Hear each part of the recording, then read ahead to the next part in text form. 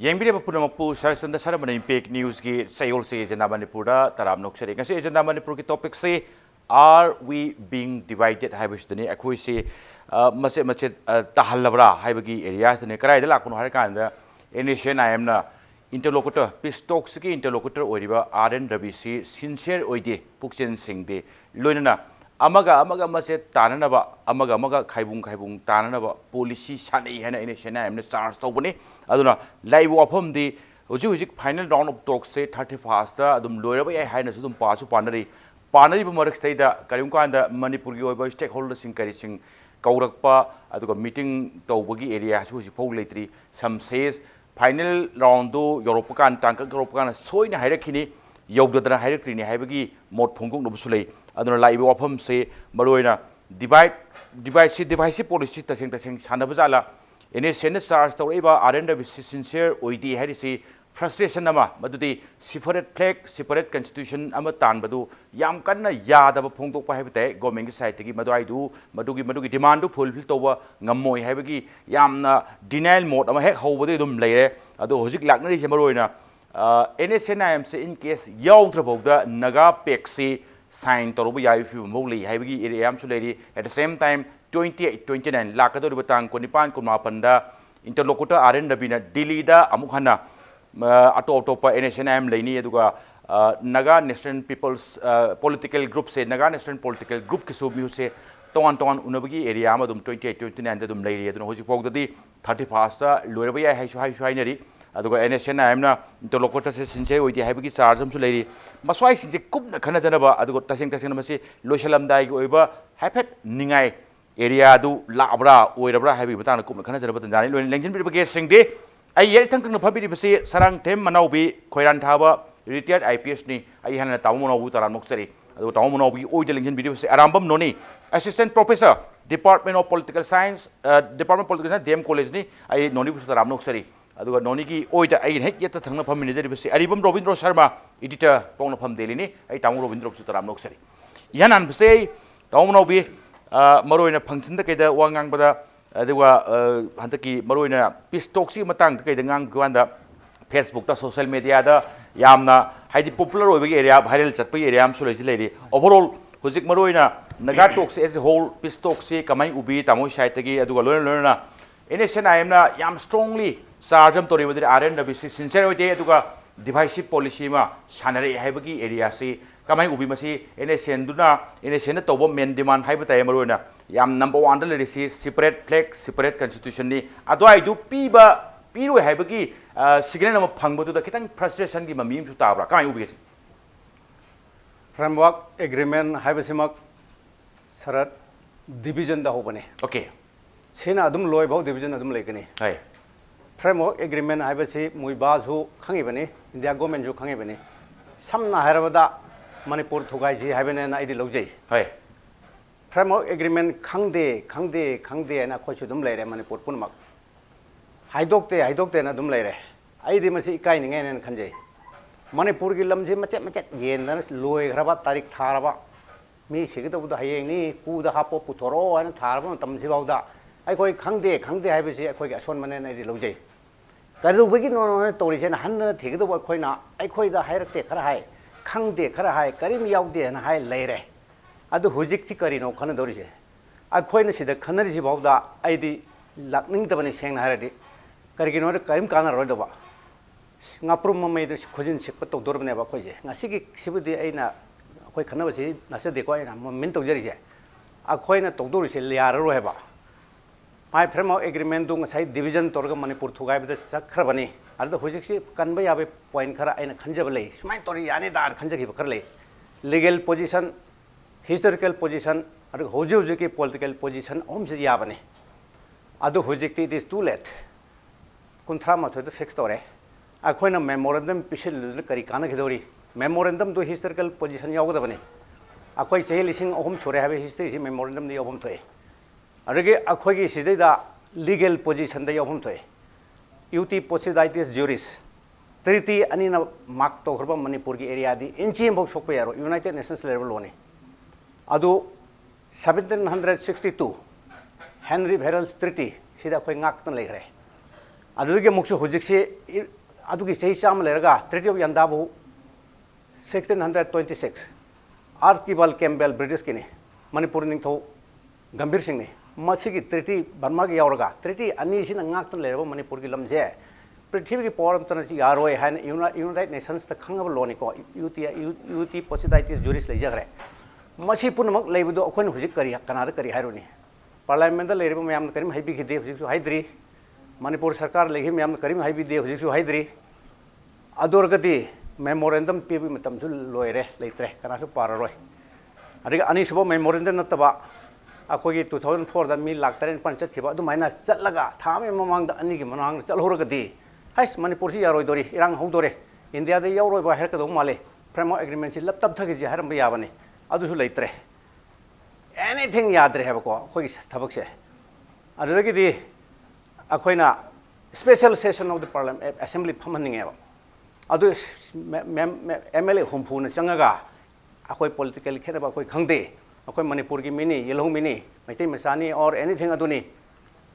C यारोय framework agreement J आइसु Meitei मचानी आइसु Manipur मचानी I chief minister ने आई MLA मंत्री ने सुमाइन तौदबो ओरगदि अखोई सी तौने टोक थोकनी भाइबो ओरसु चीफ मिनिस्टर तोकनी भाइबो ओरसु नत्रगा अखोई सिसित तौनी भाइबो ओरसु तौरगदि मीन कीगनेबा अदु अमत तौद्रे लेत्रे हुजिक सेशन फंब नंगरोय मंत्री मैम एमएलए मैम लेते मपान चनगी है तब नंगरोय कॉल तबसु नंगरोय मी लाख 10 चलगा कोई चपसु नंगरोय मेमोरेंडम ड्राफ्ट तबसु एनएसएन सेन खाइबदो तोकपियु पैसा हंजनपियु हाइबसु ngarang उजै अदु आइना मदु डिग्रेड तो डाउनग्रेड तो जबना सदे अखोगी हिस्टोरिकल पोजीशन से हिल सिंग होम लेरमे नागा हिस्ट्री से क्या छोरे कंपैरेटिव पिगदबने अखोगी लीगल स्टेटस ता सुमाइन सुमाइन तो काइबे यारोय हाइबा इंटरनेशनल लॉ दि यावरी सिजु हाइगदबने हाइद्रे अरुगा ngaprum mamai da chahi setpi dona tokdore ba khoijibo अरुगा आरएन रवि मसादु डिवीजन हाइबदि मान पुथोकजबने अखोई मुइबा साइब सो दुंगाई मणिपुर थुगाइबा पाममगने न खाली मा करिमु ग्राउंड मदगी मोय नागा इंटरेस्ट लेजबो रंबा याय मागदि अखोई मरा लेतेन याय हाइजबा याय मरदि माइ डिमांड तोकजबने अखोई पोजीशन से अखोई ngasibo इंडिया दा खंगंद्री इंडिया गवर्नमेंट खंगंद्री मणिपुर की MLA Singh MP Singh chief minister ने ngasibo खंगद्री कनानु खंगद्री होजे आईसीएम दा पुथोकसगेको जीके पिलाई हाइबा मना कनोने फॉरेन सेक्रेटरी औरंबा साउथ इंडिया दगी अखोई मैतै मचा मणिपुर की अहानबा आईएएस यामुंग फाल्गुनी की बेस ने मसान हाइरी मासे institute of Defence Studies and Analysis New Delhi the YouTube ते योबने मान हाइरी जीके पिलाई होम सेक्रेटरी मान सिदा हाइरी हानगी औरंबा दो मान हाइरी मणिपुर की प्रॉब्लम अमत ngasi भावजे 1952 दगी ngasi भावजे पार्लियामेंट खनगिद्री अरे मान हाइरी मणिपुर स्टेट हाइनिंग दे मैतै किंगडम हाइनिंग हाइरी मान सिदा अरे मान तो सही लिसिंग अनि हुम लेरम बदुबो पार्सी स्टेट अम हाइरे यूनियन टेरिटरी अम हाइरे स्टेटहुड अम पारी स्टेटहुड फंग 1970 दु नो इकाइदरा हाइरी मान सोरेन कंट्री और स्टेटहुड फंगे नो हराव रे इकाइदरा हाइरी मिन दिसि हाइरी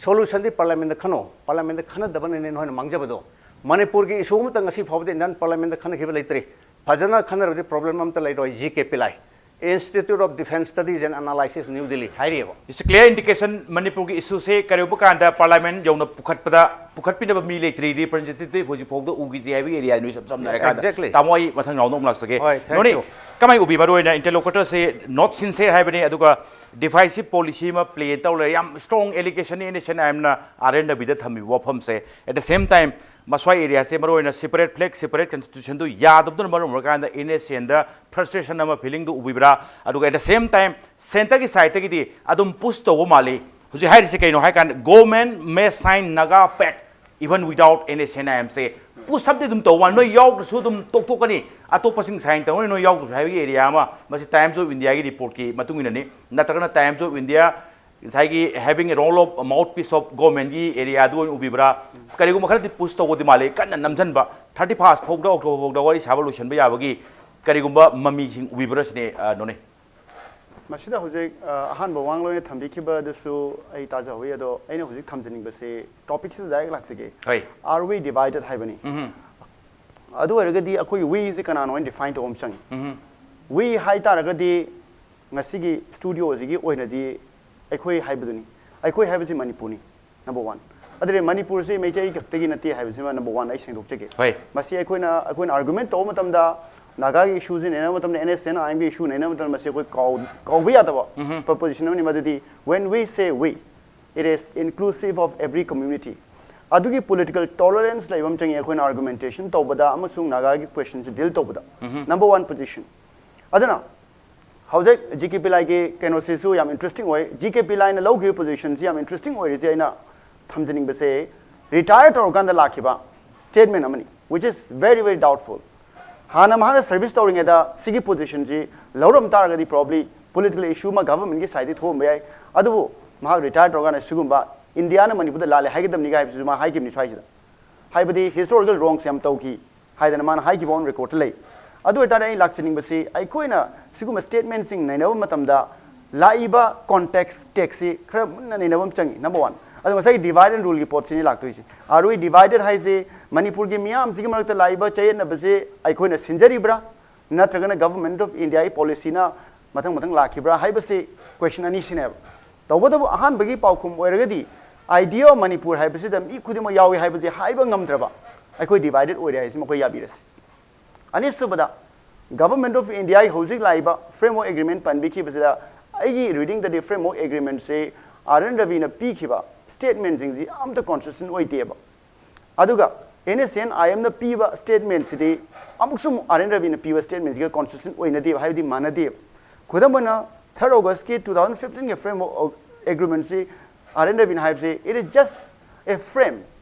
there is hardly anything it is less than half a page hairibneba aduga asom nakandana umana mo hujik NSN am gi discourse yengorgadi hoi enkanu ji haibi kiba RN Ravi na double speaking tawi haiba charge in lies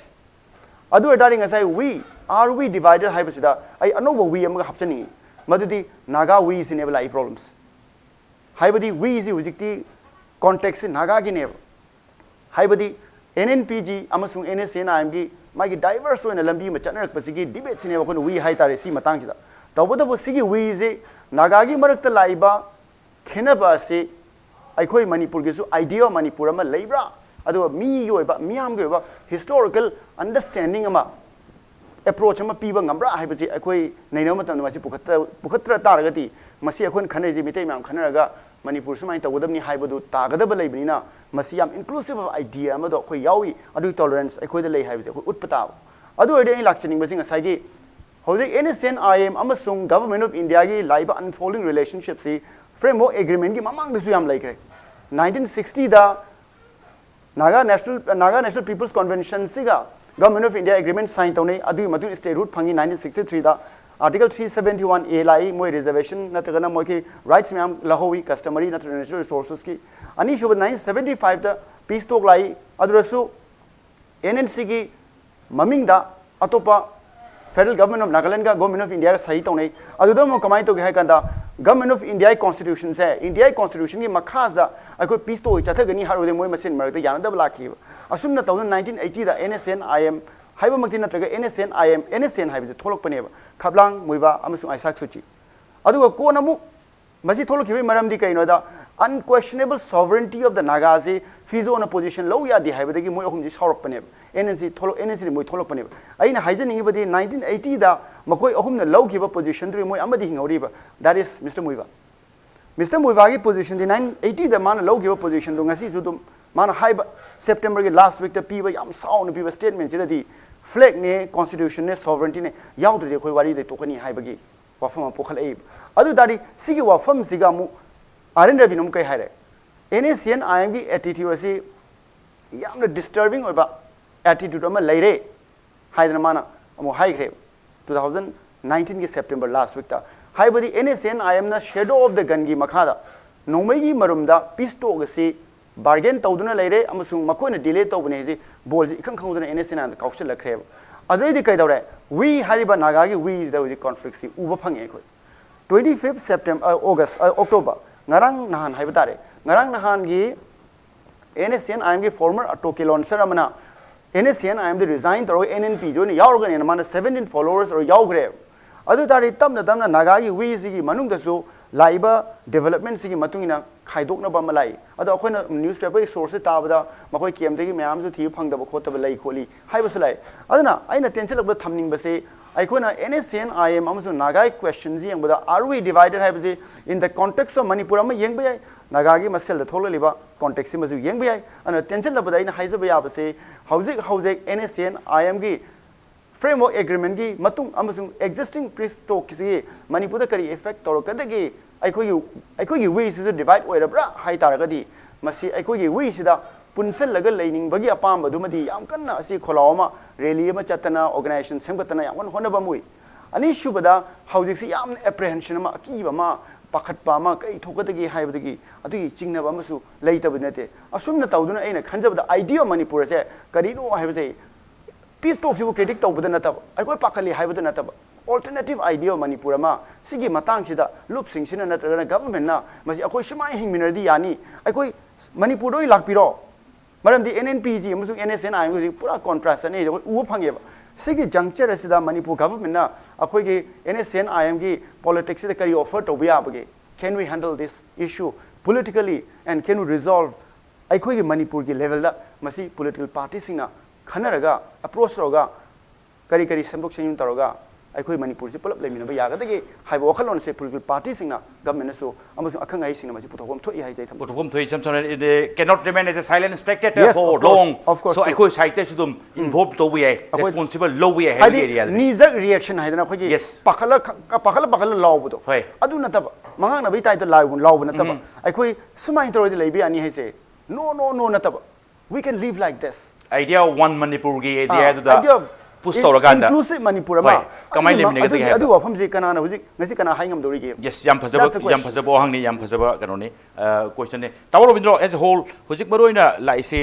हुजिक हाइरेसी NSCN side दि यम फजना strongly अदुम थमे मदु आरन बिसि पुक्सन सेंगदे बसे मसे तानब सिलि हाइबे एरिया मा at the same time newspaper की करी रिपोर्ट सिंगे मुकान दि NSCN IM याउद्रबौदा नगा पेक्सी साइन तो वी आई हाइबे एरिया म सुपोंग दुई अदुगा तांग कुनिपान कुमापन सु उनबगी मदु तोना NSCN IM and other my came room naga national political groups is unabagi tongan punna unabai area am to yaudri aduga maru na dabang saido are we being divided haibagi area se maswai se kamai no bi 30 pass pauda wali se lotion gi film du ubibra natragana NSCN IM na in case they stick with the demand sagi separate flag separate constitution do already de lok amade adum leigora bra damo kamai ubi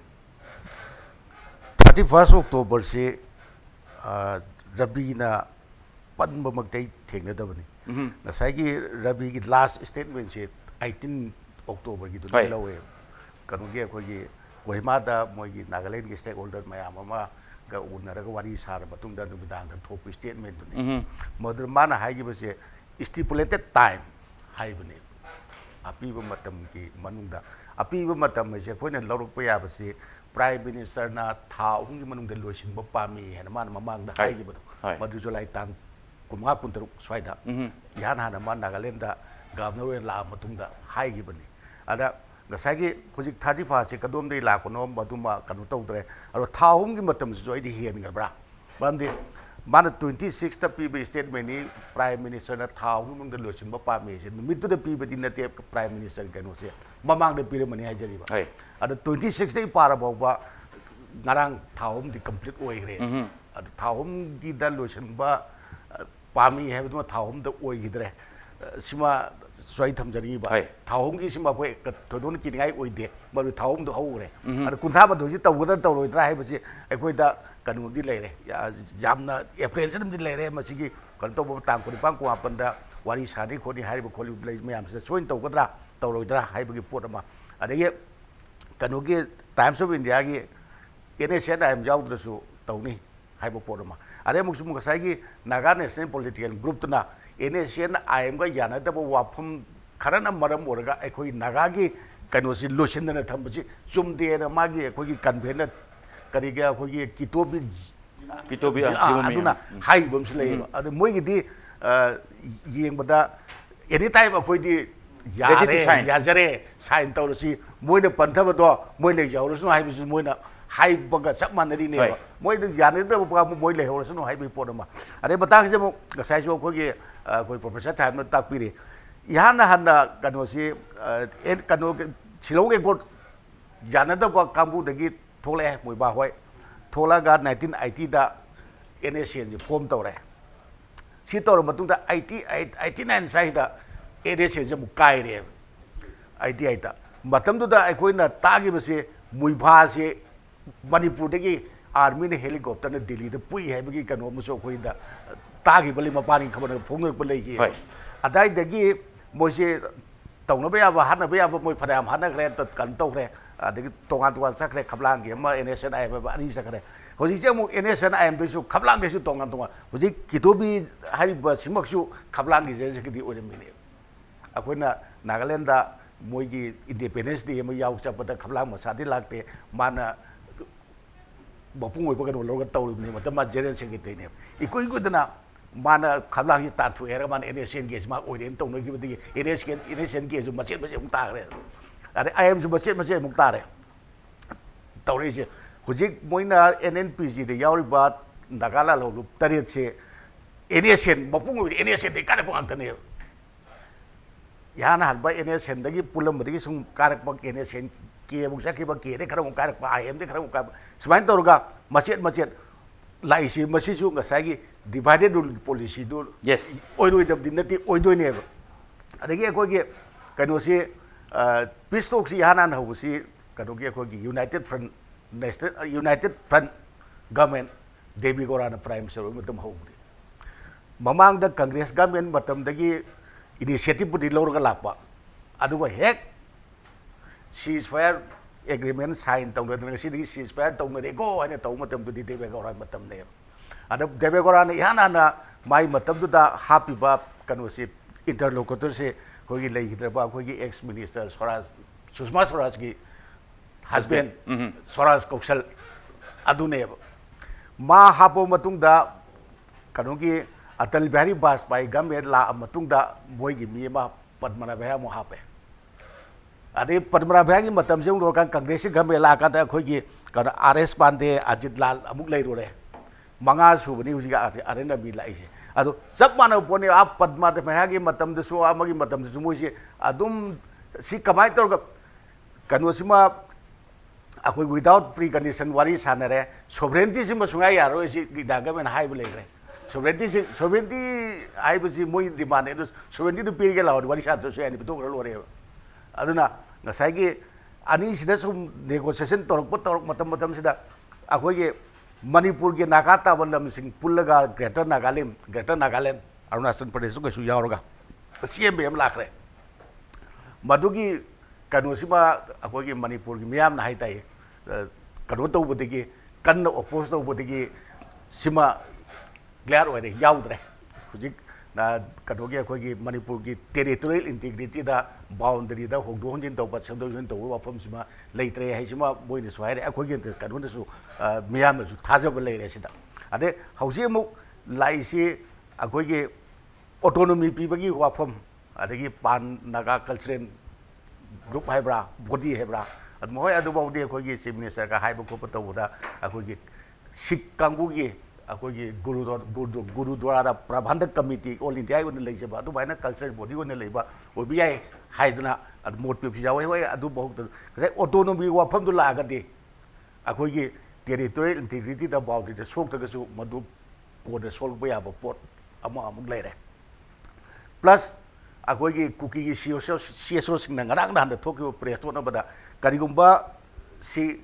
autonomy से territorial council बो हाइने मोइने दे नागा की territorial council पीबा तारगदी cookie सु territorial council तानदा demand अमुक लाकदोरी लाकनी तौनी हाजी हम सेंग हाइरे अरे मवांगसु मोइ demand तौब लेगरे मोइगी कनोगी अखोगी सु दे लेने कामुनसि तौब लेगरे सिमा अदो मथंग मणिपुर की कनोसिसु थुगाइबगी पोट अमा कक लेरे बसे अखोगी ओनी यंगादा अदे अमरोमदा मुक्सु नागागी बरक्सेसु से हुजि गसी जामीना हाइरे इंडिजिनस नागा आइसे नागालैंड लेबा सिगदो ओइगदौनी मणिपुर की नागा मणिपुर स्टेट ता इंडिजिनस ओइजगदौनी अरुणाचल प्रदेश असम जो मोगी नागा दो मोई स्टेट ओइजगदे मोइना अखोगी इंडिजिनस ओइबि यारोय हाइबो वाफम हम लाय अदगे नान तांग ट्राइन फन की मरो मीटिंग पांथोखिबदे मणिपुर की मी याउदे अखोगी नागाने ना हारिबा लानबुदि लौगद्रा कोई तांगुलगी करीगी करके अमतसु याउदे मोइगी कनो नागालैंड नाक्ते तौर चकी लेरिबा फिल्म ओइरे film sta are we being divided अखोई से मचे नागा मरे हाइवे वांग दम कन एक्जिस्ट तौरे अरने सिदा नागा मोइने अपुन बने नागाने ना लेरिबा एनएसएन आइम क्लेम से मसी डिवीजन तौरबगी कनो सिदी लै अतुकी मतिक मसे मसे थुगाय खरे मतुदी मेन प्लेयर से टॉक्स की मेन प्लेयर से कनानो करी ओइनो कना ओइनो से इवन स्टीबौदा चमम नबई स्टेट अमदा लाकoi फिल्म दने आई दामो मना उदि लाक्से से आई दामो ब्रेक की मतुंग लाक्सरेगे दा ब्रेक की मतुंग इम्पैक्ट न्यूज की जिंदा मणिपुर यंगबिरबा पुनम के फमदा थुना पुदर लाक्सगे इम्पैक्ट न्यूज मियंग तादुन लेबियो ब्रेक की मतुंग यंगबिरबा पुनम पु अमकन तरान मोक्सरी नौनौगी अतै अतोप सप्लीमेंट तौबा तौनिंग लेरेसु दुम साइगी ब्रेक की मतुंग इना दुम तौबु यानी अदु आई साइते थमजरको दब गनो वाहंगसिना मरोइना हुजिकसे गिवन डेडलाइन हाइबताय 31 अक्टोबर की 31 अक्टोबर न कन्ना अदुम पानबम दिदुम याउदी याउरी हुजिक लेरि फिल्म सिंगसे मरोइना स्वाइदा लेनरिबा फिल्म सैदा नसाइगी इवन अखोगी नोनी ना थम्बिखिबदा मरोइना नसाइगी आइडिया ऑफ मणिपुर की इंक्लूसिव ओइबदुदा इवन स्टेट गवर्नमेंट को रोल खरा दुम पॉजिटिव रोल खरा दुम लौबा अदुगा सॉल्व तौबा याबा अदुगा अखोई मसेन पुन्ना तुम कोइना लेहौबु याबगी स्वाइगी रोल अमा खक थम्बिबदो मदवाइदु तामो कमाइना मोट थम्बिनिंगी एट द सेम टाइम अतोपा मगना ताव मरोइना हुजिसे 31 टू गिवन डेडलाइन टू 31 ओरकपदिना करिम कांदा इवन प्रोटेस्ट तौदबदि नते अदु याम बिग वे ओइना ममांग सही सिंग गइदे तौगिबिसिंग होजिक फोगदि उबो फंगद्रि at the same time all political party की डेलीगेशन अमा चटकनेन प्लान तौबनि हुजिक मक्ति चत्ति चत्रि बीजेपी की साइड तकी बीजेपी की मिहुत तरुक न छाजब टिम अमा हुजिक हुजिक सेंटर द लेरी अते ते मोइ मसागी ओइना पार्टी की साइड तकी उनबगी एरिया दुनि दामो स्वाइ सिंगसे ओवरऑल नसाइ थेंगबदुदा थेंगमनबदुदु लोम याव खरबजाला दामो उनरबगी सुदुकपा मीनिंगफुल ओरर दुबजाला सरिदा मसे आइना खंजबदा अखोगे सोयदन तौरगनी मोइगिसे ओके 31 सोयदन तौगनी अखोगी मणिपुर की ओइना येलोमी की मरोन मैतै चेलिसिंग ओमनिंग थोरंबा अखोइसे सिगी खितंग सापबा मना नागालैंड अनि थों खनरिसे मोन डिवीजन तौबिरिबसे आरएन रवि प्राइज पिनिंगे मान डिवीजन तौदना खोइ खरक कोइनि हिंगिनी हाइबदि नागा नेशनल पॉलिटिकल ग्रुप हाइबम थोय मदुम मौसागी एनएनसी हाइब पार्टी दुनी सोमदना मुइबागी आईएमसी अनि थों खायन बिरे अनि थोन खाइबसिना अखोइ खितंग मै थेंगदर पे याय थेंगदर तबसु याय 31 दे खर थेंगदर पसु याय अनि सि डिवीजन सिना मसी डिवीजन सिना मोइगिदि कै मांगदे अखोइ दे कने अखोइ द अमरम द कने यादि हयेंग 31 तौदे अखोइ मै चाकनबा हाना सुनबा थोप याय मोइ मसेन तौन खर थिनरिंग थेंगदर गदे अखोइ खन्नबि तान समज पीने खले हाय अरगा मोइददि अखोइ दे याम सोए तौदि तौखरने थेंगसु ngलसु मोइ तौखरनेबा फ्लैग यावबा मसुंग यावदबना मोइ मनुंगी खनजबने अमन हाइरी फ्लैग यावदरी यारोय आइना डिमांड तौजरगा नोइना मना लौरे हाइबेनी mister मुइबान हाइरिसिना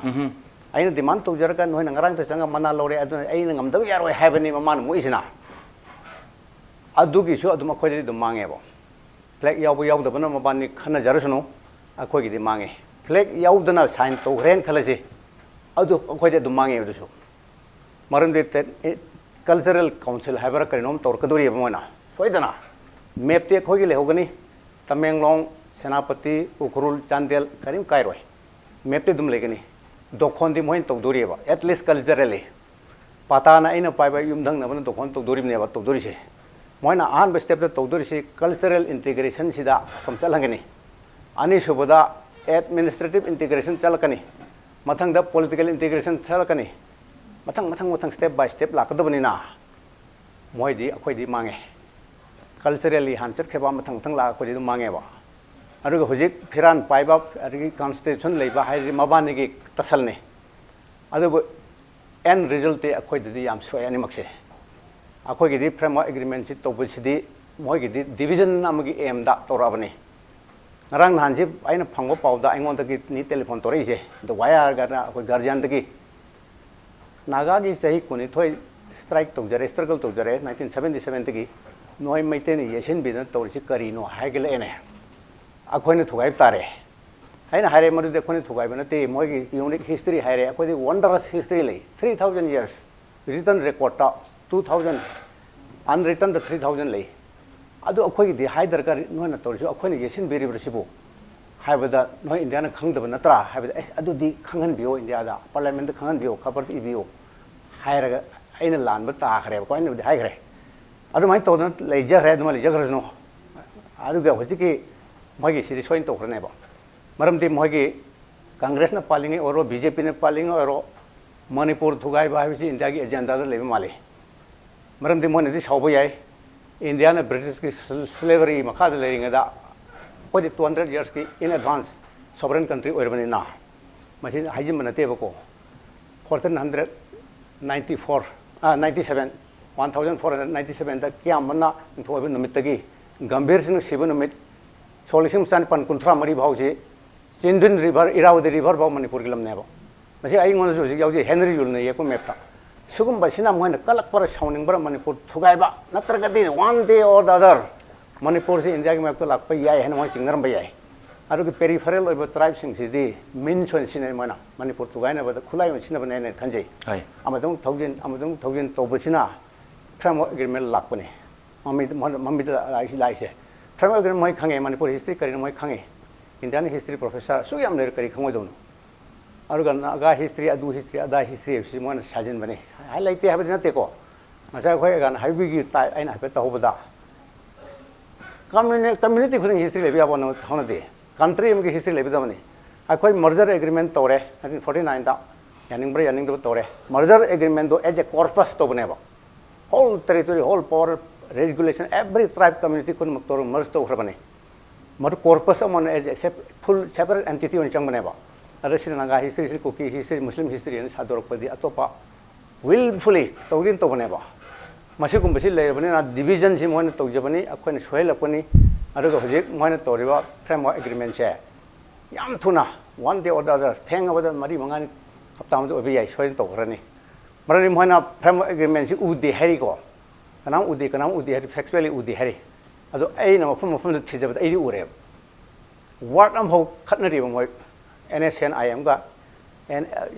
NNPGꯒ inclusive have word am khatnariba inclusive of all Nagas in India hariba moibana amaduna inclusive of Nagas in Nagaland hariba aduna ngamaktana Manipur gi Nagani have the yaudaribaneba tribe tra mari Nagaland hakta yerga Manipur tribe ti yaude kan kulbo yaude masi hujiki NNPG dun tobaneba main hari mapan khuding buti Burma dik bi yauna Nagala di ko Nagaland mulneba ꯊꯕꯛꯁꯨ ꯐꯪꯉꯔꯣꯏ ꯆꯥꯅꯕꯁꯨ ꯂꯩꯔꯔꯣꯏ ꯅꯣꯏꯅ ꯀꯩꯗꯧꯕꯤ ꯇꯧꯕꯤꯔꯤꯕꯅꯣꯕ ꯑꯗꯨꯅ ꯅꯥꯒꯥꯖꯤꯟ ꯅꯥꯒꯥꯂꯦꯟ ꯍꯥꯏꯕꯁꯦ ꯑꯩꯈꯣꯏ ꯌꯥꯔꯦ ꯁꯤꯅꯦ ꯃꯣꯏ ꯍꯥꯏꯁꯦ ꯑꯣꯀꯦ ꯑꯗꯩ ꯑꯁꯣꯝꯒꯤꯗꯨꯅ ꯃꯣꯏ ꯕꯥꯅ ꯑꯗꯨ ꯑꯣꯏꯔꯗꯤ ꯃꯣꯏ ꯇꯣꯛ ꯇꯥꯔꯦ ꯃꯥꯅ NSNIM ꯍꯧꯗꯣꯛꯆꯗꯅ ꯂꯥꯟ ꯇꯧꯖꯗꯅ ꯈꯣꯠꯆꯗꯅ ꯇꯧꯖꯔꯤꯁꯦ ꯃꯥ ꯑꯥꯎꯠ ꯑꯣꯏꯔꯦꯕ ꯑꯗꯨꯅꯤ ꯃꯥ ꯍꯥꯏꯁꯦ ꯑꯣꯛꯅ ꯅꯤꯜꯂꯒ ꯂꯝꯍꯨꯏꯅ ꯃꯣꯠ ꯅꯪꯅ ꯊꯥꯕ ꯇꯧꯔꯦ ꯌꯥꯔꯣꯏ ꯁꯤꯅꯦ ꯃꯥ ꯍꯥꯏꯔꯤꯅ ꯅꯤꯡꯕ ꯀꯥꯏꯅꯤꯡꯉꯥꯏ ꯂꯣꯏꯔꯝꯗꯥꯏ ꯃꯤꯀꯨꯞꯁꯤꯗ ꯅꯤꯡꯕ ꯀꯥꯏꯅꯤꯡꯉꯥꯏꯗꯤ ꯑꯗꯨꯃꯛ ꯂꯩꯔꯦ ꯃꯣꯏꯕꯥꯒꯤ ꯁꯝ ꯁꯝꯅ ꯍꯥꯏꯔꯀꯥꯟꯗ ꯑꯗꯨꯗ ꯍꯧꯖꯤꯛꯀꯤ ꯃꯕꯥꯅꯤ ꯈꯠꯅꯔꯦ ꯑꯩ ꯇꯥꯟꯊꯣꯔꯛꯑꯕꯅꯤꯅ ꯅꯣꯏꯁꯨ ꯊꯨꯒꯥꯏꯔꯝꯒꯅꯤ ꯁꯤꯅ ꯃꯣꯏꯕꯥꯅ ꯍꯥꯏꯔꯤꯅ ꯑꯗꯣ ꯑꯩꯅ ꯉꯁꯥꯏ ꯍꯥꯏꯖꯈꯤꯕꯗꯣ ꯃꯣꯏ ꯑꯅꯤ ꯈꯠꯅꯔꯤꯁꯦ ꯑꯩꯈꯣꯏ ꯃꯇꯝ ꯈꯔ ꯈꯠꯅꯔꯤꯁꯤꯅꯨ ꯁꯤꯅ ꯑꯩꯈꯣꯏꯅ ꯔꯤꯑꯦꯂꯥꯏꯟ ꯇꯧꯅꯕ ꯇꯥꯏꯃꯤꯡ ꯑꯃ ꯂꯧꯒꯅꯤ ꯐꯣꯔ ꯑꯦꯛꯖꯥꯝꯄꯜ ꯑꯩꯅ ꯍꯥꯏꯅꯤꯡꯕ ꯑꯃ ꯂꯩꯖꯩꯀꯣ ꯃꯌꯥꯝ ꯋꯥꯔꯤꯅꯤ ꯑꯩꯅ ꯍꯦꯛꯇ ꯌꯥꯒꯗꯕꯗꯤ ꯅꯠꯇꯦ ꯃꯔꯖꯔ ꯑꯦꯒ꯭ꯔꯤꯃꯦꯟꯁꯤ 1949ꯗꯅꯤ ꯀꯣ ꯃꯔꯖꯔ ꯑꯦꯒ꯭ꯔꯤꯃꯦꯟ 1949ꯗꯅꯤ ꯑꯩꯈꯣꯏ ꯃꯅꯤꯄꯨꯔꯁꯤ ꯏꯟꯗꯤꯌꯥꯗ ꯌꯥꯎꯔꯦ ꯍꯥꯏꯅ ꯂꯩꯔꯦ ꯍꯧꯖꯤꯛꯐꯥꯎ ꯑꯗꯨꯝ ꯌꯥꯎꯔꯤ ꯆꯨꯝꯕ ꯂꯥꯟꯕ ꯅꯩꯅꯔꯤ ꯑꯗꯨ ꯃꯔꯖꯔ ꯑꯦꯒ꯭ꯔꯤꯃꯦꯟꯁꯤ ꯁꯨꯄꯔꯁꯤꯠ ꯇꯧꯔꯦꯕ framework agreement merger agreement 1949 framework agreement 2015 sina supersede tore merger agreement leitre hojik merger agreement do leitre jo haideri amaju haideri supersede tore merger agreement do Manipur si India yaubane supersede tawgrje akoi Manipur si India yaudra ba kusila yaudre hojik merger agreement in toto he soi tonarba ai kari framework agreement je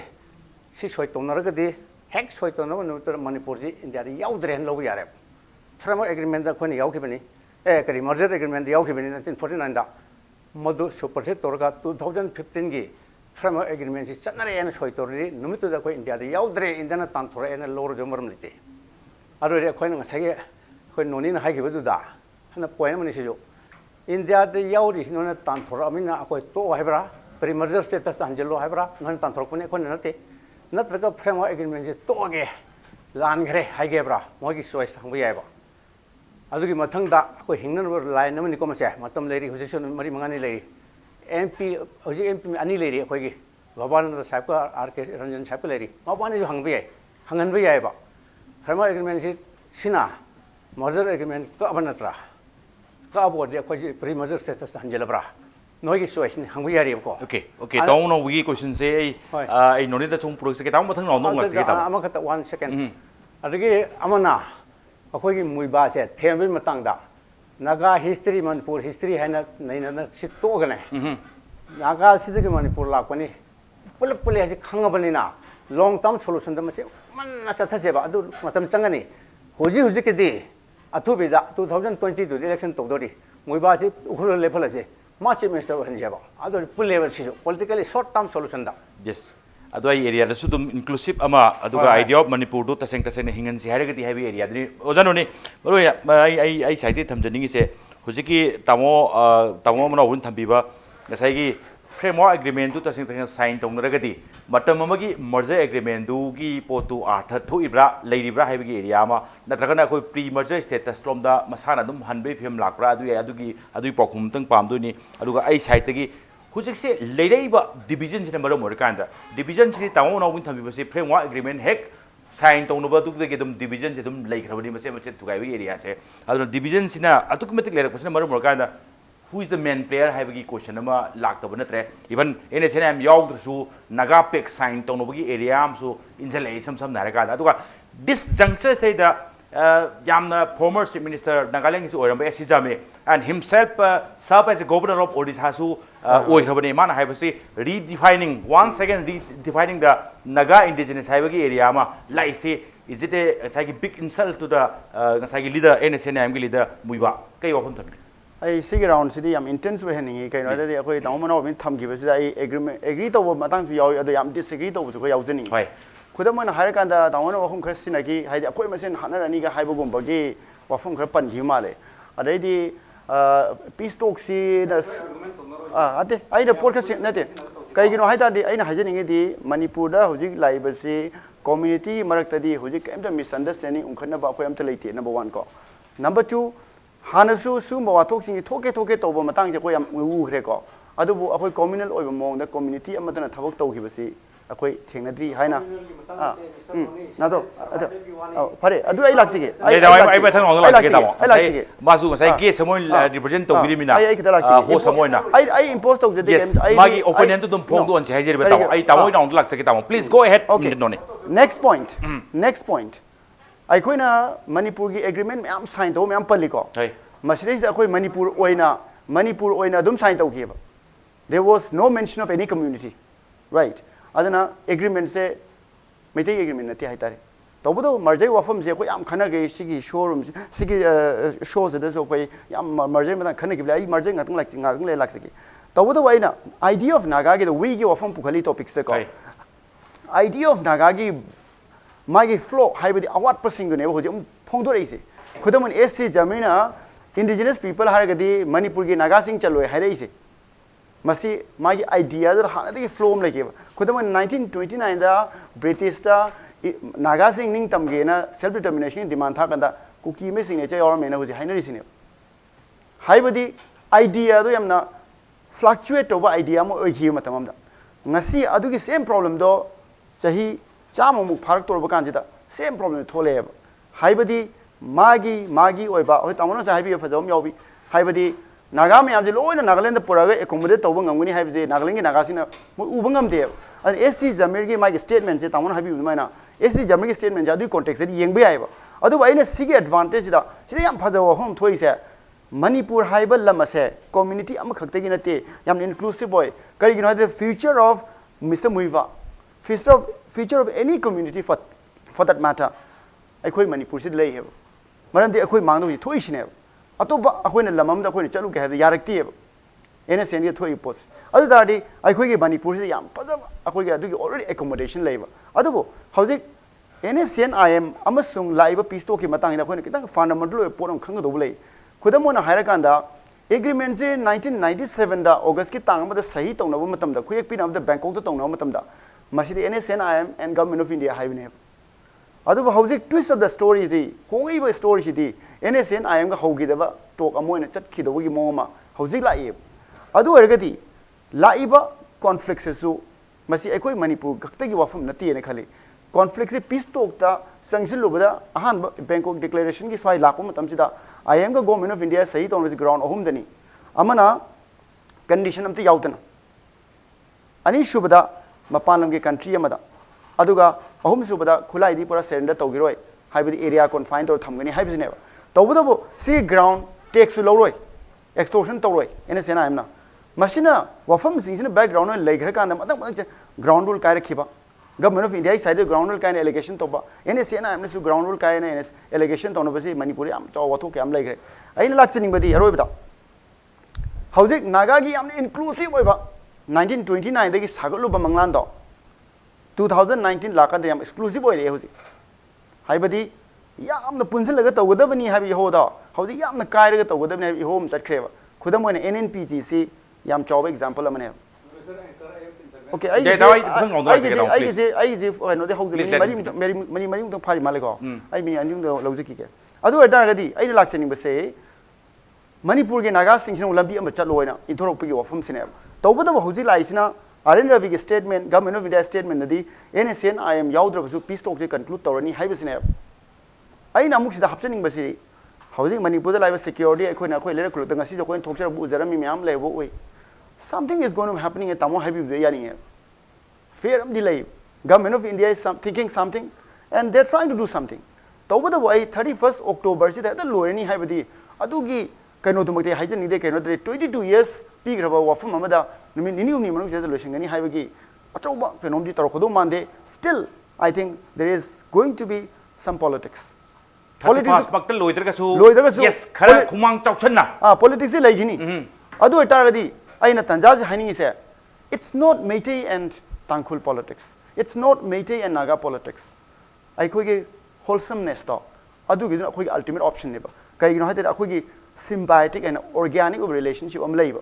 Economy or environment or forest or lady have. Adu see communal or in a defined to Yarway. I could assume Tamdegi Yarway, Chingminasu, very Hildegi Yarway. Adu Toribam political stability is a koi peaceful coexistence labang moy masi wafam je Mr. Moibana thenglu zu thengla I understand to hani aduga his future lies in Manipur not in Nagaland. That is what I want to say. Okay, thank you. Tawro Bindro Maroina hujik lai say are we being divided mache ta wi wafam sai den go hujik lak ko tamu sam na ka na sai tamu no win thambi khibda ihan han bagi taseng na territorial boundary da disturb tawni haibadu makti hujik pakti madu chungkok tholo roi tawbo cultural integration aduga administrative integration aduga last political integration namagi area lakpa de dum due course of time de dum khara dum kai gi ya bi ma tawa swai si kamaina ubigation basi dagi ni akhoi gi civil society organization mayam amana Manipur ga mari leina ba hiram amata da kado to ba paksin na ba yesin na ba yaro ena tawrisi hai hari je kaim to yaro Manipur da no gi pan naga body to busu yaroi autonomy pi busu yaroi am to yaroi ne uji irang hori ba ko gi section phire ba ne uji khongjing chingchen li ba adagi makata ba me am sanction na ba sem sa lai ba ako gi kokomi anau na sem ba sina taur ga taur se sini uji gi se sada tapui do chumi bathang chum chakar ga no ma kai pe ba ne sai du thamjari duni moi to re ko ga dong to ro to kuki gang ko na harak pada Pera lakoi porba. Saya Manipur ji 92% hill ne hai 8% na valley ne hai adagi Naga su Kuki su hill ni moi ne na hai adu moi gi du lok thok radi 8% du ka do ho hai sigi kanu gi pot si lei basina ni kaim ta to bu yaro he na osigi me am hai risbo hai ji ba ada kasage moi gi autonomy su tum pijawo ba akhoi leibas kano gi akhoi gi autonomous district council da santi kre na pb ba khotbi ba toba moi gi sote 92% ga 8% ga yeng ne ru 92% du fully develop to bu da matam yam sang ga do bo ne ba 8% da kitang pikpani na ke khara kano to bo ba mi su yam kung na ta ba ni ko ana sai paisa pi ge har su state government gi kuthang da paisa pi bi bu su kai de mo da 500 crore pi ba kai na sai gi ama sumira la le WhatsApp ta Facebook da tha na da yawi da na akoi gi district Manipur gi Tamenglong adu da no ne phane tik ta ka tengno pal chandel pa pu sama kai na hai bu do madu state government da pi bi ge state government gi kuthang da state government ne pasi mi utilize to bi aroi masi chum na moi da sina ga da uni na adum hai bi ga adu moi da dum pi ga adum jabu po ne ba ꯑꯗꯨ ꯇꯧꯗꯕꯤꯗ direct ꯃꯣꯏꯗ ꯁꯦꯟꯇꯔꯅ ꯇꯧꯅꯤ ꯍꯥꯏꯖꯟꯕ ꯈꯣꯠꯆꯟꯕ ꯇꯧꯕꯒꯤ ꯀꯩꯅꯣ ꯃꯌꯥꯝ ꯑꯃ ꯑꯗꯨꯅ ꯁꯤꯒꯤ ꯄꯣꯠꯁꯤꯗꯤ ꯄꯥꯛ ꯌꯥꯅꯔꯣꯏꯗꯧꯕ ꯄꯣꯠ ꯑꯃ ꯍꯧꯖꯤꯛ NSNIM ꯐꯤꯔꯥꯜꯒ ꯀꯟꯁꯇꯤꯇ꯭ꯌꯨꯁꯟꯒꯗ ꯃꯣꯏꯅ ꯎꯈꯠꯅꯕꯅꯤ ꯑꯩꯈꯣꯏ ꯁꯣꯝꯗ ꯍꯥꯏꯔꯤꯕꯅꯤ ꯅꯣꯏ ꯐꯤꯔꯥꯟ ꯀꯟꯁꯇꯤꯇ꯭ꯌꯨꯁꯟꯗ ꯑꯩꯈꯣꯏꯗ ꯃꯋꯥ ꯂꯧꯗꯦ ꯃꯔꯝꯗꯤ ꯑꯩꯈꯣꯏꯒꯤ ꯃꯅꯤꯄꯨꯔꯒꯤ ꯃꯤꯌꯥꯝꯗ ꯃꯗꯨ ꯆꯪꯗꯦꯕ ꯃꯅꯤꯄꯨꯔꯒꯤ ꯃꯤꯌꯥꯝꯗꯗꯤ ꯍꯧꯖꯤꯛꯀꯤ ꯑꯣꯇꯣꯅꯣꯃꯤ ꯄꯤꯕꯒ ꯀꯩꯅꯣꯗꯨꯒ ꯑꯩꯈꯣꯏꯒꯤ ꯃꯅꯤꯄꯨꯔꯒꯤ ꯁꯤ ꯁꯝꯅ ꯍꯥꯏꯔꯕꯗ ꯃꯅꯤꯄꯨꯔꯒꯤ ꯑꯄꯨꯟꯕꯒꯤ ꯆꯠꯇꯝꯁꯦ ꯀꯥꯏꯔꯛꯀꯗꯕ ꯀꯥꯏꯍꯟꯕ ꯌꯥꯕ ꯑꯃꯠꯇ ꯃꯣꯏꯒꯤ ꯋꯥꯔꯤꯁꯤꯗꯒꯤ ꯄꯨꯁꯤꯜꯂꯛꯄ ꯌꯥꯔꯣꯏ ꯍꯥꯏꯕ ꯄꯣꯠꯇꯨꯅꯦꯕ ꯑꯝꯇ ꯌꯥꯎꯍꯟꯕꯤꯒꯅꯣ ꯍꯧꯖꯤꯛ ꯐꯥꯎꯕ ꯇꯦꯔꯤꯇꯣꯔꯤꯌꯦꯜ ꯏꯟꯇꯤꯒ꯭ꯔꯦꯁꯟ ꯕꯥꯎꯟꯗꯔꯤꯁꯤꯡ ꯀꯥꯏꯕ ꯋꯥꯐꯝ ꯂꯩꯇ꯭ꯔꯁꯨ ꯇꯨꯡ ꯀꯣꯏꯔꯛꯄꯗ ꯀꯥꯏꯔꯛꯄ ꯌꯥꯕ ꯐꯤꯕꯝꯗ ꯌꯥꯎꯕꯤꯔꯨ ꯍꯥꯏꯕꯒꯤ ꯑꯀꯟꯕ ꯗꯤꯃꯥꯟꯗꯨꯅꯦ ꯅꯥꯎ ꯇꯥꯃꯣ ꯔꯕꯤꯟꯗ꯭ꯔꯣ ꯍꯟꯗꯛꯀꯤ ꯂꯥꯁ ꯔꯥꯎꯟꯅꯤ ꯇꯥꯃꯣ ꯅꯥꯎꯕꯤ ꯑꯣꯄꯟ ꯇꯧꯊꯣꯛꯆꯔꯒꯦ ꯏꯁꯝ ꯁꯝꯅ ꯍꯥꯏꯔꯀꯥꯟꯗ ꯂꯥꯛꯏ ꯋꯥꯐꯝꯗꯤ ꯍꯣꯌꯔ ꯁꯣꯂꯨꯁꯟ ꯂꯥꯏꯖꯦ ꯑꯗꯨꯅꯤ ꯑꯩꯈꯣꯏꯅ ꯄꯤꯕ ꯉꯝꯕꯒꯤ ꯑꯦꯔꯤꯌꯥꯁꯤꯅ ꯀꯗꯥꯏꯕꯨ ꯑꯣꯏꯗꯣꯏꯅꯣ ꯌꯥꯔꯣꯏꯕꯨꯗꯤ ꯍꯥꯏꯔꯒ ꯑꯗꯨꯝ ꯂꯥꯛꯄ ꯁꯨꯝ ꯌꯥꯔꯣꯏꯅ ꯁꯨꯝ ꯁꯤꯈꯥꯡ ꯈꯥꯡꯉꯒꯁꯨ ꯉꯁꯥꯏ ꯍꯥꯏꯕꯗꯣ ꯏꯟꯀ꯭ꯂꯨꯁꯤቭ ꯃꯅꯤꯄꯨꯔ ꯑꯃꯒꯤ ꯑꯣꯏꯕ ꯑꯥꯏꯗꯤꯌꯥ ꯑꯗꯨꯝꯗꯤ ꯑꯗꯨꯝ ꯈꯔ ꯑꯗꯨꯝ ꯑꯗꯨꯋꯥꯏꯗꯨꯗ ꯊ꯭ꯔꯦꯠ ꯑꯃ ꯂꯩꯔꯦ ꯌꯥꯅꯕ ꯑꯦꯔꯤꯌꯥ ꯑꯃꯗꯤ ꯄꯨꯊꯣꯛꯄ ꯃꯊꯧ ꯇꯥꯅꯤ ꯍꯥꯏꯕꯅꯤ ꯇꯥꯃꯣꯒꯤ ꯑꯣꯄꯤꯅꯤꯌꯟꯗ ꯀꯩ ꯊꯝꯃꯤ ꯍꯣꯌꯔ ꯁꯣꯂꯨꯁꯟ ꯂꯥꯏꯁ ꯁꯣꯂꯨꯁꯟꯁꯤ ꯈꯤꯇꯪ ꯋꯥꯒꯅꯤ ꯃꯔꯝꯗꯤ ꯍꯧꯖꯤꯛꯀꯤ ꯇꯧꯔꯤꯁꯤ ꯀꯥꯁꯃꯤꯔ ꯇꯧꯕꯁꯤ ꯅꯣꯡꯃ ꯈꯛꯇꯅꯤ ꯑꯍꯤꯡ ꯑꯃꯈꯛꯇꯅꯤ ꯀꯥꯁꯃꯤꯔꯁꯤ आर्टिकल 370 पेरे आर्टिकल 35A पेरे ने लेरिसी से हुमद्रा माथोई छोरे नोमुगी वरेप्ता स्टेट हुजु टोकथोखरे यूनियन टेरिटोरी ओन अनि थोखरे गवर्नर सिंदोखरे लेफ्टिनेंट गवर्नर ओन छेले मोइजे चाइना ना सु पाकिस्तान सु बैक तोरिबने यूनाइटेड नेशंस तो पुथोखरबने चाइना कोरगन हंदकता secret convention room the worry सागरबने अदु भाव द लोयरे नासुंगते अदोरदी कनासु मतेंग सु पनिंगा लेतरबा मी लाक्ताइन थगक लेबा अखोय सराउंडेड बाय ऑल अदर्स अदुदा कनाना ना चुंगदोरिनो लोयगदबनि सोयदना करिनो दुम तवरकने को 12 लाख से मनपुर की पॉपुलेशन रोदी तामो 27 के मणिपुर की मैतेगी 12 लाख तनेबा ऑल अदर 32 लाख साइजे मैतेगी सिजे सेंग हाइजर 12 लाख तनेबा तेसे अदो 32 लाख सु ओइरसनुने कनाना बैक तोरि हिंदोइनेबा ngasi 130 कंपनीज रिक्वेशन तोरे तारा कंपनी तारा मरी मंगादी हयेंग लानी होजि पाउलर कोलता थोंगरे सिना दुम ताएबा नोय नमदा दोनि यारो याजे फुदोरिनेबा सेंग हारबदी इंडिया गवर्नमेंट तोखरबा पॉलिसी दो यादेन कनान थोकदोरिनो इंडिया गवर्नमेंट तोखरबा पॉलिसी दो यादे हरि चै चाब ताबन तरा अदि हेंजेलदि सिदोरिनि इंडिया गवर्नमेंट वारेबनेबा अदु माइ तोदन लेबनिना मसागी काश्मीर लोइगिबा फिल्मदो उरबना ना अखोइना मदु याम हेना सा तोरबा यारोय अदिगे अमना अखोइ जुजि हायरे गवर्नमेंट जो हायरे सुया यारोय हायबिसि कनो ओइदरा नेगेटिव खर्चतरा थिंगजि हायबिदि यावदो मानद्रा थबकना हानखरनि मिना अखोइ यारोय हायबनेबो अखोइगी सिविल सोसाइटी की नारोनसिनसु याबा ngमोय हाय हाना थिंगोगनि तादे आइन सुम यंगजेबदा याबा ngमोय हाय अद अखोइदो हांगबो लाखितरा नरेंद्र मोदी ना नो यारब्राना सिविल सोसाइटी दो और एमएलए दो और सरकार दो और नो यारब्रा हांगबो लाखोइ मोंग याबा ngमोय हायरिसिबो करी हारिनो ना आंगांसिंदा आइन डिस्करेज तोजबा नते आइन खंजबने याबा ngमोय हायरि अखोइदा लागा नंग यारब्राना हांगदबो नतेबो सरकार दसु नो यारब्राना मोइबान हांगदबो नते ना करी नरेंद्र मोदी ना नमफुदा नोय खंगलोयना खंगंद्रगा अखोइदा हायरखिनि याबा ngमोय हायबसिदि आम कंट्राडिक्टरी ओइगनि with full honours to our civil society boys leaders put honour to the government याबा ngमोय हायबसिदि गारिना तखाइसिनो आई तौने दुनेबा गारि तखाइसिनो आई तौने हायदि गारि दे थैदो ओबरा गारि दो लाक्तम तौगदब नत्रा तक्सनो आई तौने सिरे तू टेक लेरबा आइना गारि दो चक्र करी तौदोइनो हाय फिल्म नेबसिदि याबा ngमोय हाय आइगोन हांगसु लाकदब नते सोया यारोय हाय मिना लोयहर कान यारोय हायबनि एंड टेलिंग पोजीशन जे कंक्लूजन लोयहर कानदा वकत पदनु माले अदोरि सोल्यूशन जे आइन खंजबदा तराई दे इराई लाइदे नंफु साफु अमति दुम तरोकदो माले सम नारकांदा हैंडलिंग फोर्सफुली है नोनी कई वफम थमिनी होय सोल्यूशन लाइस अदुगा समथिंग अखोइना 31 अक्टोबर की वफम लापकान डेडलाइन च लापकान समथिंग फोर्स सिनरगा करुम खरदी हैंडल तौगे करुम खरदी फाइनल स्टेज द पुरगे न खनबगी ममी तु चप चान तावरास फाइनल सोल्यूशन से होय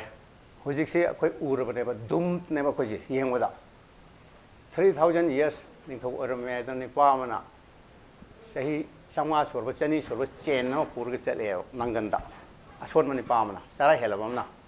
करिनो चारा हेलबनि पास केजी 15 लुम योट योली पुन चली से हाईवे वरी लेबो modern मयाम Daman hi ai bu no na chala heren usitri do ai gi ipa na samu loi ram bi chen ne ai bu ri se adu khango ban hoi ai pa samu loi ram ba hai ba adu ne ba khoi tor se okay okay da thank you sing om ni government to le re ko ja heng si do re solution di am thu ba parliament da ko mp sin pu thon ba natra special session of assembly ko ba ne mangani le ri adu mla khum phu sina si yaroi hai du moi ta da yaroi si ta ga ne okay da mo ta bu yam taningi da mo to du ma to matam lo shi da mo please go ahead noni ai tamo da mari yecha dina che debo tamo na yang pa na nium la ko economy sing do pi 12 lakhs population ni hai du kitang ai sunga ko kitang phau ga du gi du mati sing do pi gre but fine nate ai hai je ge nate asai adu degi ko gi ke no se historiography hai ko na history da yeng go politics yeng mi yeng sem ta ka le si yam chikhin ba ma number 2 no number 2 ai hai je ge number 2 hai je ge opinion do tamo ke su kai da maroi na ho soin leng ji bi ngak tani na sam na kan amana ngang bu du kitang supplement tong ba kitang yaning ba yang dau su dum lei do ni tamo sam na kan so let him speak okay tamo na du ngang bi du ngang bi yan tamo no ni please go ahead okay number 2 solution number 2 ion की मतुंगिना India constitution की provision की मतुंगिना दी मणिपुर ना थोइदोना का हेना सी वफम से लाखपसिदा याय अमसुंग यादी हाइबदी याय अदु पार्लियामेंट ऑफ इंडिया ना कॉन्स्टिट्यूशन द पावर कॉन्स्टिट्यूशन याम पावर पी मददी सिगुम वफम जिंग यूनियन पार्लियामेंट लो सेमजब याय मणिपुर दा हंगसु याय हंगदसु याय वफम लै तवदो आई लाक्चनिंग वसी हंदक ngarang नहंदा मणिपुर के स्पीकर ना रेजोल्यूशन असु याम लौग्रे मणिपुर की integrity territorial status Kahn बिगनु हाइना Prime Minister address to Wama 23rd. Howju jisu political party mute khara ada chatpa ekoi tai. Aduga Manipur da 1997 da 2001 da 2015 da 2017 da CSO mayamna RN Ravi unaba PM unaba punama aksi tawna series of meeting tawre. Masida pi give assurance Manipur ge status ko kaheloi haibasine tawdo fair delay habje yajininge tawdo luri wafam di ngasai gi akoina kari tawbo tage haibasiradi आइन की थोंदे दी तौनिंगाई थोदोन लेते तौबदु अखोइना तौबे याबसे मियाम की political party सिंगसु मियाम सिंगसु मसी तौबिगनु मसी मणिपुर की हौरक लेबा history म लई मणिपुर की political status म लई मसी की वखलोन से कहन बिगनु मसी इंडिया की responsibility in one voice ta matam chana matang chana lawba lepa yadi habi area मसी द कम्युनिटी खुदी अखो यौमिन नबा खोलाव लाखनबगी कोकोमी गुम लुपसिन तौबिरकनी हन आसा थम thank you tamo Robindro loshalapi hoya solution lai sigi kai wafum thamri ten tang tam matam si yamna telagasu leitragasu akhoi hodabadi lep ya de siram dai khongau ka su leidana hai amtang kauksalam bam changi ana amtang kauksalam su changi aduna sire kai pai lege ana akhoi lep ya de hodab lep ya de assembly su kawningi वारे मंगारक लौब लेखरे न तुमिन तो निंगदे मतंग की मतुन हेक नाय development आराक प खुदिंगे सेमने वारे लौब चु लौबदा काय बे लेते बा हादा लौगी बो वारे 2017 दे लौगी अरोय बो रंगने खाली अखोगी अनौब गवर्नमेंट लाको सिदा लौगी बसे अदो हजिकते सीपीएम जी और कांदा दे अमुकसु रिमाइंड तो बोने असेंबली लौबु याय अदो असेंबली जी अखोई मणिपुर मियाम की खोलाव असेंबो खोलाव दे असेंबली ने बा मोय लौब वारे सिना मणिपुर मियाम की अपन बो खोलाव ओइगदौनी अना हजिसे कनोसु प्रोरोग तो बुसु लेते असेंबली से हद कनो की फम की बदुदगी हजिसे नौना समन तौना बगी वाफम लेते बा स्पीकर ना तुम कौबे याबा ये कनो द लेब पोनिना मोय 7 days की नोटिस पीब्रा कयानो पीदियाते है कनो दो पीरगा अदु तंगाई फदति नोटिस सु टेंशन बे याब लेदि लेबाक जो बिसु वा हयिंग मगसी तौदोरि हायदि अखोय मतम पीदब याते लई यापोते बा मई चादे मई कन्नद होनबदो अखोय मतम ngak लौदे राते हाय यापोते अना असेंबली कौगदौनी अदुगा अकनब वारेप लोरगा थागदौनी खुदिमक खुसमनरगा यारोय हायब कनुसिमा संगन संगेना आइदी thank you tamo to strike दरकार होय ngai बन तब okay ngai bagi mathok ta de akhoi de su kanam ta kasu hangba laktong nate noi yaningabra kaina hangba laktong nate aduna ngasai gi non stop ta voice samte dum barabar leifam thoi sam nai kanda aduga in one voice ta su maswai gi area duni tamona wi aduga ojanoni adu tamo Robindro ngasi impact news do lakbiba aduga ngasi ge jenda Manipur se mapung phan bibagi tamu te lochela puti kai khonmu jero guest o mapo amkan thagat chari ngasi gi tamu ta impact news je jenda Manipur matang lochen jena batan jai role adu lamdam sta tholiba thokdo wathok kya gi mari chum report ki tabak impact news mi yang ta aduna lebio